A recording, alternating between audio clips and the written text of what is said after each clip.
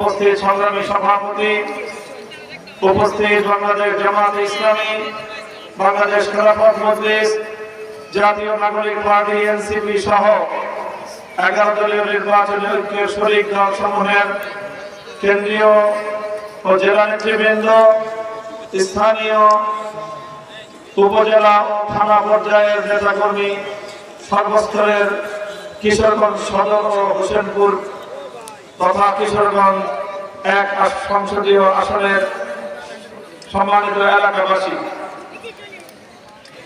আমরা বর্তমানে বাংলাদেশের জাতীয় জীবনে ইতিহাসের একটি গুরুত্বপূর্ণ বাঁক বদলের সময় অতিক্রম করছি।